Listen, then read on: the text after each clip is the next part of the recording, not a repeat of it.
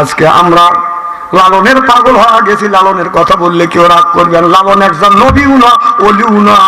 যদি প্রমাণ করতে পারেন সে অলি, 100টা জুতোর বাড়ি খাবো, নই তোর খাওয়া লাগবে। কথা কন, ও যতই ভালো কথা কর, কত অলিও না, ওর জন্মেরই ঠিক নাই।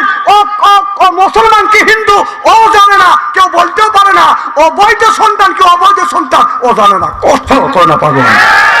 সেই লালন কয় সে কি সামান্য সোরা দরিবি কোনা কাঞ্চিতে,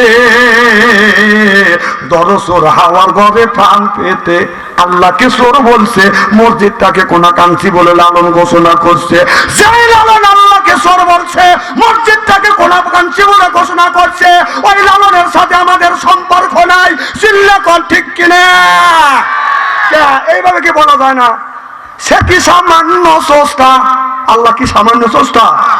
সভ্য ভাষা বলা যায় না। সে কি সামান্য স্রষ্টা, শুধু দরিবি মসজিদ ঘরেতে, দর স্রষ্টাকে বাদতের ফাল পেতে। সুবহানাল্লাহ জোরে কর। তাহলে এইভাবে বললে বাবা তুমি আল্লাহকে চোর বললে, আর তুই আল্লাহকে চোর বলার কেন বেটা? কথা কর না কে ভাই? কথা কি খারাপ করেছি? আমি কোরআন হাদিসের ভিতরে আছে কিনা?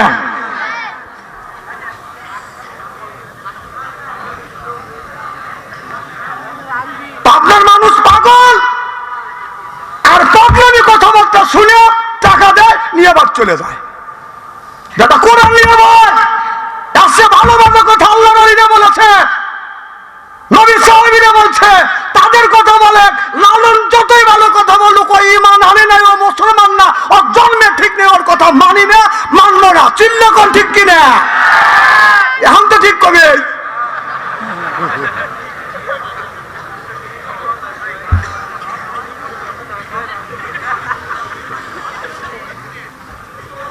যা বলবেন বেটা সালের মতো বলেন, কারণ আমি আপনার বাড়িতে আছি, আপনি ফ্যান দিয়ে আমার সাইজ করতে পারেন। কি কন? আস্তে কথা কন কে? আমাদের লালনের সাথে আমার শত্রু তো নাই, কিন্তু শত্রু তো হয়েছে একটা কথায়। বলবো কি?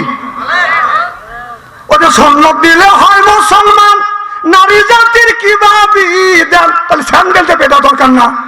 কারণ তো মা বোন আছে, আপনার যদি মা বোন থাকে, আপনার কলিজা লাগার কথাই কথাটা। কথা কন না কে?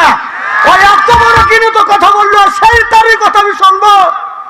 ও বলছে সন্ন্যত দিলে হয় মুসলমান, নারীর জাতি কি ভাবি দেন। এর সন্ন্যতে যদি মুসলমান হয়, তাহলে খাসি মার কি হয় তাই কো? ওরা তো বিসি কাটাছে, তাহলে ও কি মুসলমান? সন্ন্যত দিলে মুসলমান নয়। সন্ন্যত চালু হয়েছে আদম থেকে শুরু করে ইব্রাহিম আলাইহিস সালাম, আমাদের আদি পিতা আদম আলাইহিস সালাম থেকে শুরু করে বাবা ইব্রাহিম আলাইহিস সালাম পর্যন্ত, তার আগ পর্যন্ত সন্ন্যতে খাতনা করে নাই। হযরত ইব্রাহিম আলাইহিস সালাম থেকে শুরু করছি। সুবহানাল্লাহ জোরে কর। আর তুমি এত ঘৃণিত কথা কইছো, মানুষের কাছে বলা যায় না, আর তারই প্রশংসা করো। আমার কথা কি নিচ্ছে নগদের মধ্যে ঢুকে দিয়েছে? বলেন ভাই। আর তারই কথা বলবো, টাকা দেবো, টাকা নিয়ে চলে যাবো। আপনার একটা কথা বলে না যে লালনের কথা বাধ্য। লালনের চাইতে বড় বড় অলি বাংলা জমিনে আছে। যেই শাহ মখদুমের বাংলাদেশ, শাহ আলী আল্লাহর বাংলাদেশ, শাহ মখদুমের বাংলাদেশ, সৈয়দুল্লাহর বাংলাদেশ, খানজাহানের বাংলাদেশ, শাহপরানের বাংলাদেশ, তারা জমিনের বুকে আছে। বুকের তাদের রক্ত বলে কিনে করে দিয়ে ইসলামের মতকে উদ্দিন করেছে। লালন ইসলামের জন্য রক্ত দেয় নাই। চিল্লা কোন ঠিক কিনা? এই লালনকে ওরা মুসলমান মানা নাই, বরং লালন মুসলমানে কারো জাহান্নামের পথে নিচে গানটা গায়া। কথা কয় না পাবলিক।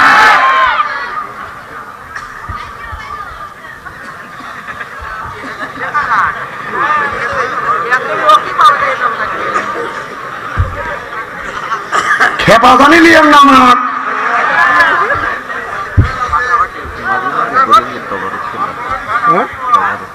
আরে বাদশাহ থেকে জালসা তাবারক লাগে না। আপনারা তাবারক করছেন, ভেজাল করছেন তো।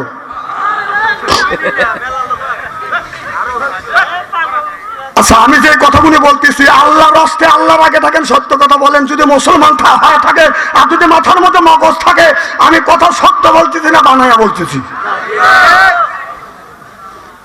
লালন ইসলামের জন্য রক্ত দেয় নাই, কলমার দাবাতে দেয় নাই, একটা মানুষ মুসলমানও বানা নাই, বরং মুসলমানকে জাহান্নামের পথে নিয়ে গেছে।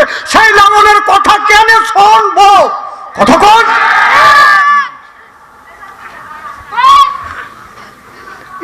আপনাদের মগজের মধ্যে ঢোকে না? আল্লাহ কি আপনাদের বায়ান দেয় নাই, জ্ঞান দেয় নাই, বুদ্ধি দেয় নাই?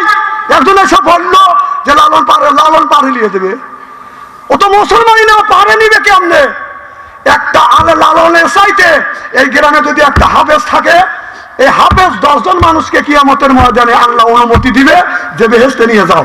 এ প্রমাণ আমার কাছে আছে। লালন মানুষকে জান্নাতে নিবে, এ প্রমাণ কোরআন হাদিসে নাই। কথা কোন? শাহ মখদুম হাবিবুল্লাহ এরা জান্নাতে নিতে পারবে, আল্লাহ তাদেরকে শাফাত করার অধিকার দিবে, লালনের দিবে না। কারণ লালনের ভাই রাগ করতেছেন মনে হয়, তাই না?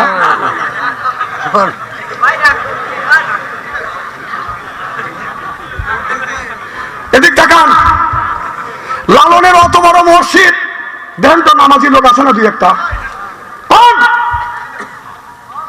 না নামাজের মধ্যে, ইসলামের মধ্যে গাঁজা খাওয়া আর মোষ আর দাড়ি, এখানেই মোষে যদি এত বড় হয় তাহলে বগুলতলাও যায় না, নিচে নামারও কায়দা নেই।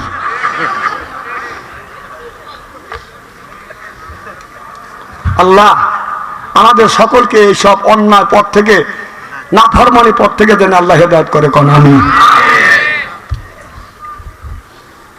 আমার কাছে নিয়ে আসেন, যদি আমার কাছে 5 মিনিট থেকে লালন, 5 মিনিট যদি থেকে আপনাদের পায়ের বার্নির জুতোর আমার গাল, আমি একা আসবো না, শত শত আলেম নিয়ে আসবো, আপনাদের নিয়ে বসবো। আর লালনে নিয়েছেন, লালনের বক্তব্য দিয়েছেন, যেটি আমার ঠেকা কিভাবে?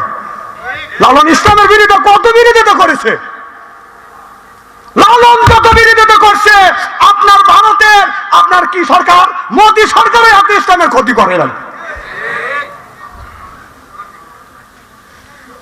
এই লালনের কত শুনে পাগল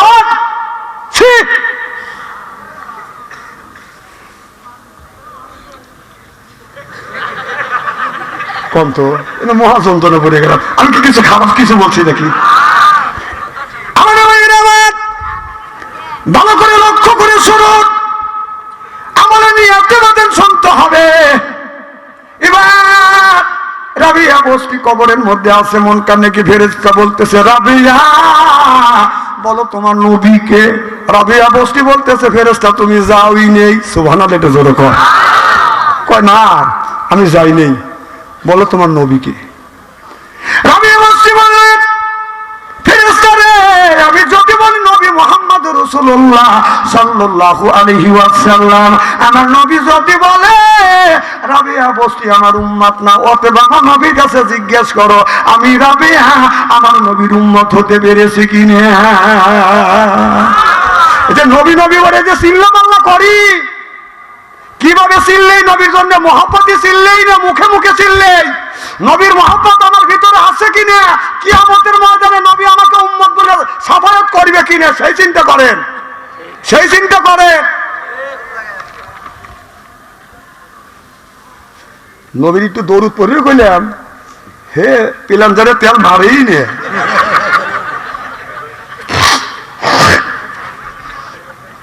আচ্ছা, আমি কি কোনো হাসির কথা বলতেছি নাকি? এটাই কোন সারা বাংলাদেশ আমার দুর্নাম করে বাচ্চা হাসা। আমি কোন কথাটা হাসানের উদ্দেশ্য বললাম? কোন সব বলতেছে আপনাদের ভাসানের জন্য। আমার ভাইরা, এবারে আমি বললাম, ফেরেশতা রে, আমার নবীর কাছে জিজ্ঞাসা করো আমি রাবিয়া আমার নবী কি হই। সুবহানাল্লাহ, তো জোরে। এবার রাবিয়া, এবার ফেরেশতা আমার দয়াল নবীর কাছে জিজ্ঞাসা করবে আর বলবে, ইয়া রাসূলুল্লাহ, ইয়া হাবিবাল্লাহ, বলেন গো নবীজি রাবিয়া বস্তি আপনার কি হয়? আল্লাহ নবী বললেন, ফেরেশতা উঠে আয়, আমার রাবিয়ার কবর থেকে উঠে আয়, আমার রাবিয়াকে ডিস্টার্ব করিস না। আমি নবী জানি আমার রাবিয়া প্রত্যেকদিন তাহাজ্জুদ নামাজ পড়িয়া যায়, নামাজের মাসাল্লায় বসিয়া 1000 বার আমি নবী আমার উপরে দরুদ শরীফ পড়ছে, আর দরুদের সওয়াবগুলো ফেরেশতারা আমি নবী আমার কাছে পৌঁছা দিয়েছে। যে টাকা দেখ তার দলিল। সুবহানাল্লাহ, ফেরেশতা ছায়া দেখে রাবিয়া বস্তির এত দরুদের সালাম। সুবহানাল্লাহ বললেন না? ফেরেশতা ডিস্টার্ব করিস না, আমার রাবিয়াকে ডিস্টার্ব করিস না, উঠে আয়, আমার রাবিয়ার কবরের সল জবাব আমি নবী দিয়ে দিব। চিল্লাইয়া কোন সুবহানাল্লাহ। ওই রাবিয়ার দরুদ, ওই রাবিয়ার কবরের সল জবাব আমার নবী দিতে চায়। আর আমাদের ঘরে ঘরে যে রাবিয়া আছে, এই রাবিয়ার কবরের সল জবাব কোন নবী দিবে? লালন দিবে। আইসা লালনের লেগে তো পাগল হলে লালন দিবে। আমি গেছি ল্যাংটা পীরের মাজারে সুলেমান, যা দেখি যে হাত মাইল ফাঁকেতেই দেখতেছি মুখা বাতা জ্বলতেছে, যা দেখে এরকম বলতেছে লক্ষ্য রহিস আমি এখন অজ্ঞান হব, মানে অজ্ঞানটা খাওয়ার জন্য গান্ধার বিলে ঠেকা বলছি। এইরকম ভাব করা আছে না নাই? নামাজ জীবনে পড়ে না, মাথায় বড় বড় জট পরনে সালার চট সিলাই ছেঁড়া কাপড় পরে রাখতে করতেছেন না? আমার ওয়াজে সিলাই ছেঁড়া কাপড় পরে ল্যাংটা হয়ে হাইতে যায় 32, আপনার 32 গজ শেকল পেঁচা রাখে, কয় আল্লাহ আছে, 8 উপরে কাপড় রয়েছে, ল্যাংটা হয়ে রয়েছে। আমাদের আপনার বিশিক বাস স্ট্যান্ডে বাইতে দেখছি আর আছে না, নামাজ কোনদিন পরে না, গা দিয়ে মাথা মাথা গন্ধ, শীত করে বাড়িয়ে ভালো দিকে আমের জুস খাওয়াচ্ছে। আমি বললাম ল্যাংটা মানুষকে কি খাওয়াচ্ছিস? কয় আমের জুস। কম ল্যাংটার মধ্যে আছে কি? আমারে বলো হুজুর আপনি জানেন না, আপনার লোকটা যদি ল্যাংটা হয় ভিতরে মাল আছে। আমি বলি মাল আছে তা তো দেখতেছিস, আমাদের ঢাকা মাল আছে আমারও আছে, কথা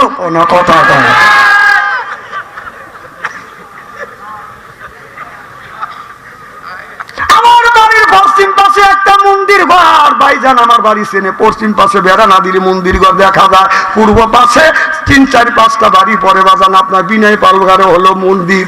কথা বুঝতেছেন না? কম মনে করেন না।